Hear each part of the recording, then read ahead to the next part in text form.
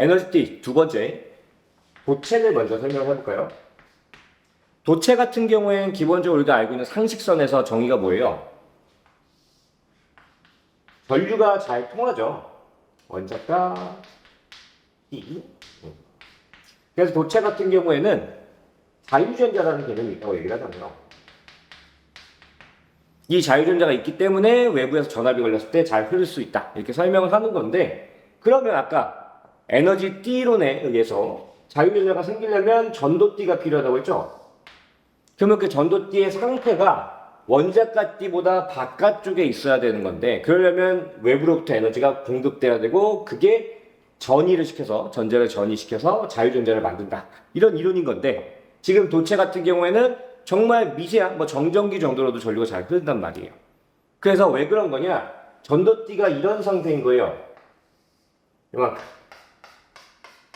이게 전도띠인 건데, 지금 전도띠와 지금 원자가띠가 겹친 영역이 생기죠.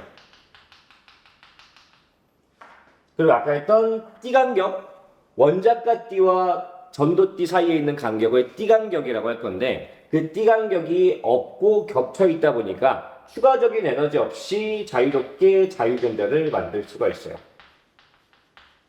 그래서 이렇게 구조적으로 자유전자가 이미 존재할 수 있는 형태이기 때문에 얘들은 강한 전기 전도성을 갖는다라고 설명을 하는 거죠. 두 번째, 전연체 볼까요? 여러분들 이거 보면 대충 감이 왔을 거예요. 전연체 같은 경우에는 원자가띠가 있고, 원자가띠에 대해서 전도띠가 상당히 멀리 떨어져 있습니다. 그러다 보니까 불가능은 아니에요. 물론 여기 있던 전자를 위로 전이만 시켜줄 수 있으면 절연체, 부도체도 충분히 전기를 흘리는 물체를 쓸 수가 있는데, 이만큼 띠간격이라고 하는 전자가 존재할 수 없는 이 중간 틈에 이동하는 에너지가 소모되잖아요. 여기는 예를 들어 에너지를 100을 주면 100을 다 전기 에너지를 쓸 건데, 물론 이론상 여기는 간격이 예를 들어 80이다. 100을 줬는데 80을 이동하는데 쓰고, 여기서는 전기 에너지를 20밖에 못 쓰는 거예요. 그러니까 굳이 이런 걸 전기 전도체로 쓰진 않겠죠. 예를 들어 그거 생각해봐요. 나무에 번개가 쳤어. 번개가 꽝 치면 나무가 반으로 쪼개지면서 거기 가운데 불이 붙잖아요. 그런 현상이 생기는 이유는, 나무는 흔히 우리가 알고 있는 절연체 예시인데, 그 물체에 강한 전압이 걸리다 보니까 억지로 전류가 흐른 거예요. 근데 이런 열이 발생하다 보니까 그 열이 전류가 흐른 자리에 불을 만드는 거죠. 그래서 나무가 쪼개지고 불이 붙은 자리에 나무에서부터 지면까지 전류가 흘렀다고 생각하시면 돼요. 자, 반도체. 자, 얘도 기본적으로는 절연체의 성격을 떼요. 그냥 자연적으로 있으면은 전류가 잘 흐르는 물질은 아니란 얘기죠. 근데 얘가 어떤 특정 조건에 의해서 도체화가 될 수가 있죠. 자, 오른쪽이 좁으니까 밑으로 내려갈게요. 그래서 어떤 이론 때문이냐? 자, 여기 보면 원자가 T를 다시 가정을 하고요. 여기 위에 전도띠가 가까이에 있어요. 이런 구조예요. 근데 여기 어쨌든 T간격이 존재하잖아요. 자, 그러다 보니까 전자 스스로는 원자가띠에서 전도띠로 갈 수가 없어요. 그럼 우리가 갈 수 있다고 가정해버리면 지금까지 했던 이론이 다 문제가 생기잖아요. 그래서 외부로부터 에너지가 필요한데, 그게 위에 있던 조건의 역할이 되겠죠. 빛이든 열이든 아니면 다른 요소들, 걔네들이 전자를 전도띠로 올려주기만 하면 되는데, 그 조건의 크기가 굉장히 작다고 얘기를 하는 거예요. 그래서 손쉽게 도체화 시킬 수가 있는 애들을 반도체라고 얘기를 합니다. 물론 물질마다 천차만별이겠죠. 그래서 이런 부분들을 설명하기 위해서 에너지 T 이론이 잠시 언급이 됐다고 봐요. 자, 이 파트에서는 교과상 이게 메인이긴 한데, 문제에 나왔을 때 좀 어려운 부분이 있어요. 그걸 잠깐만 보고 갈까요? 자, 그래프를 하나 그려볼게요. 자, 여기가 비전이라는 값이 들어갈 거고, 여기는 온도. 이게 모든 책에 있진 않아요. 근데 이제 문제에 출제되니까 문제인 건데, 비저항과 온도를 각 축으로 하는 그래프에 올라가고 내려가고 여기에 굉장히 큰 격차가 있는 상태에서 내려가고 이런 관계를 갖는 게 지금 방금 한 도체, 절연체, 반도체인 건데 각각이 뭐냐? 얘가 도체, 얘가 반도체, 위에 있는 게 절연체 이렇게 되는 거죠. 그러면 여기서 비저항이 뭐냐? 자, 우리가 저항을 중학교 때 어떻게 배웠냐면 단면적분의 길이의 구조에 대해서 비례한다. 이 전체 크기에 비례한다라고 배워요. 단면적, 도선의 면적이지. 단면적과 도선의 구간 길이.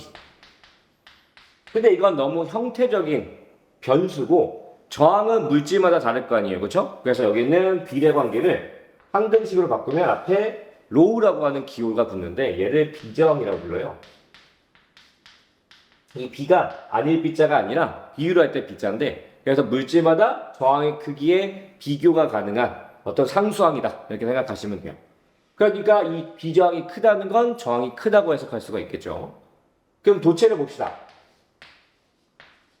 도체 같은 경우에 저항이 증가하잖아요. 그죠? 우리가 저항이라고 하는 걸 조금만 더 생각해 보면 중학교 때 뭐라고 배웠냐? 전자의 이동이 전류인데, 그렇죠? 물론 정확히 하면 전하의 흐름이지만 지금 회로도에서는 전자의 이동이겠죠. 얘가 원자에게 방해를 받는다. 이렇게 표현을 해요. 네, 방해를 받는다.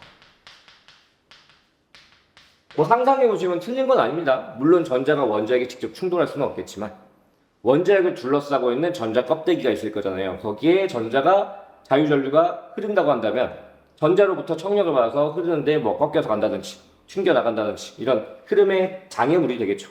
그런 요소를 저항이라고 정의를 했던 건데 도체 입장에서는 얘가 만약에 온도가 높아지다 보면 결국 원자핵이 진동한다 이렇게 생각하셔도 이미지가 좀 편할 것 같은데요. 자, 크기가 엄청나게 많이 차나요. 뭐 대략 뭐 3000배 이상 차이 난다고 얘기를 하는데 전자가 자기보다 뭐 눈에 끝이 보이지 않을 정도로 큰 덩어리가 그냥 있어도 피하기가 힘든데 지나는데 걔가 흔들린다고 치면 더 피하기가 힘들어지겠죠. 그래서 저항의 개념은 증가한다고 얘기를 합니다. 꼭 아셔야 돼요. 2번. 자, 절연체나 반도체 같은 경우에는 크기가 많이 차이 나죠. 이게 되게 뭐 수치상 한 10의 마이너스 작아질 거니까 뭐 8승 위에는 10의 마이너스 10의 플러스 7승 뭐 이렇게 좀 많이 차이가 나요. 그래서 뭐 값적으로 감소한다 해도 절연체는 전기, 전도체로 쓸 수가 없는데 어쨌든 경향성이 비슷하다는 얘기지. 자, 왜 그러냐? 얘네들도 위에 있는 건 똑같이 하겠죠. 물질인데 당연히 외부로부터 열을 받으면 진동하겠죠. 고체니까. 근데 뭐가 더 중요해졌냐면 공급된 열 에너지가 확률적으로, 뭐 물론 좀 깊게 들어가면 확률적으로 열 에너지를 이 간격을 전이하는데 사용될 수도 있다 이런 개념입니다. 얘도 에너지니까. 그래서 이렇게 열 에너지를 사용해 버리면 원래는 원자가띠에 묶여 있어야 되는 전자들이 위에 있는 전도띠로 올라가게 돼서 소량이지만 자유전자가 될 수 있고 반도체 같은 경우에는 절연체보다 훨씬 더 많은 양의 전자를 전이시킬 수 있겠죠. 필요한 에너지가 적으니까. 그래서 물론 구조적으로 통과하기 힘든 구조로 바뀌었지만 그거보다 자유전자가 공급되어서 전류가 흐를 수 있는 조건이 더 증가한 게 영향이 크다 이렇게 설명을 하는 거예요. 그러다 보니까 저항값이 작아진다고 설명할 수가 있는 거죠. 자, 해서 여기에 어떤 값이 제시가 되냐면 전기 전도도라고 하는 값이 교과상 제시가 될 겁니다. 얘는 기호상 시그마라고 써요. 자, 시그마인데 쓰는 건 6이랑 비슷하게 쓰죠. 숫자 6이랑. 얘는 비저항과 역수 관계를 갖고 있어요. 자, 그러다 보니까 저기에 있는 값, 여기 정의되어 있는 이 값을 비저항에 대해서 정의를 해봅시다. 그러면 로우 같은 경우에 어떻게 정의가 돼요? 이걸 넘기면 L분의 RS로 바뀔 거예요. 근데 비저항의 역수가 시그마니까 시그마 같은 경우가 RS분의 L로 구할 수가 있는 거죠. 해서 여러분 어쩔 수 없이 이제 문제가 조금 많이 어려워지면 저항을 구해야 되는 상황이 와요. 뭐를 이용해서? 오매 법칙을 이용해서 중학교 2학년 때 배우죠.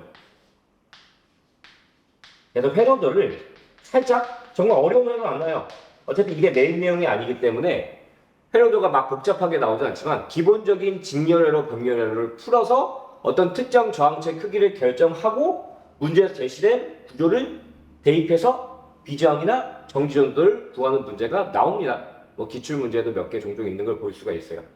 그래서 여러분들이 가끔 이제 뭐 좀 시간이 남으면 2학년 때 전기 회로도 걔네들 어떻게 풀었는지 한번 훑어보는 걸 추천할게요. 물론 나랑 수업을 하게 되면 내가 훈련을 시키겠지만 기본적으로 여러분들 동영상을 보면서 이제 먼 훗날에 다시 보게 되실 때는 또 보는 걸 추천을 합니다. 여기까지 하고 마무리를 해볼게요.